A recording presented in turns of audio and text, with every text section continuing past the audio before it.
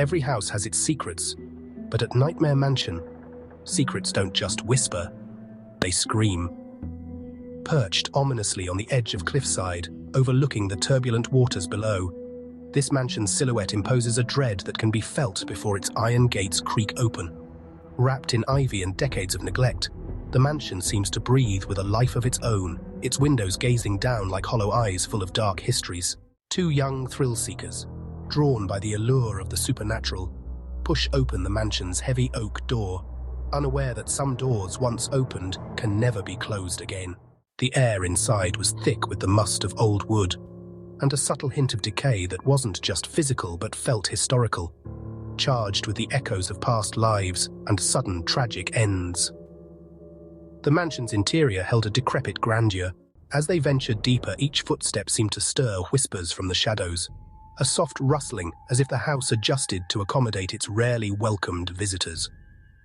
Sam, half joking, suggested that perhaps the souls of the mansion were just lonely, starved of human presence and stories to haunt. As night draped its pall over the mansion, the true test began. Using an old map found tucked in a library book, they traced their steps to the infamous Blue Room, where the Countess was said to have taken her last, desperate breath.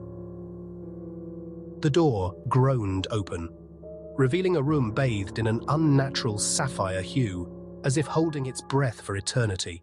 Their eyes barely adjusted to the spectral blue when the air turned icy. Vic's camera, which had been documenting every creak and sigh of the mansion, captured a figure shimmering at the edge of its vision. It was a woman, ethereal in her pale dress, her eyes hollow pools of despair, reaching out with hands that begged for something lost to time. "She's the Countess," Sam murmured, a mix of fear and fascination tightening his voice. The figure pointed toward an ornate chest in the corner of the room. Her whisper, a cold draft, urged, "Open it." Inside, they found personal belongings. Letters, a locket, a dried rose, all ordinary but for the palpable sadness they carried. Each item whispered part of a tragic tale, a forbidden love, a cruel betrayal, a hurried flight into a stormy night from which the Countess never returned. The air grew heavier, the shadows deeper, and the feeling of melancholy was overwhelming. Understanding dawned painfully. The torment wasn't merely spectral. It was eternally anchored to tangible remnants of the Countess's heartbreak. Each item, a tether to this world. But no sooner had he spoken than the walls of the mansion began to shudder. The house, it seemed, was reluctant to let go of its ghost. Or perhaps, its ghost reluctant to leave a house that remembered her tale when the world no longer did.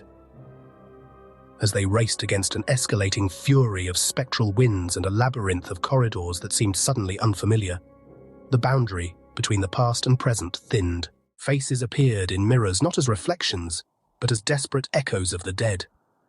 Vic, gripping the locket tightly, understood now that their intrusion had stirred more than specters. It had awakened a history, a curse intertwined deeply in the fabric of Nightmare Mansion. Finally, reaching the cliffside where the Countess had last been seen alive, they hurled the items into the sea below, each sinking beneath the waves with a story to drown. Slowly, as if exhaling a long-held breath, the house stilled. The air cleared, and the oppressive weight of centuries lifted, a curse undone, or perhaps merely appeased. As they left, the first touch of dawn painted the horizon. Nightmare Mansion, once again just a silhouette against the sky, seemed less foreboding, settled into its landscape, as if finally at peace. But Vic and Sam, forever changed, knew better than to assume any peace was permanent, where spirits and human hearts entwined so deeply in shadows and grief.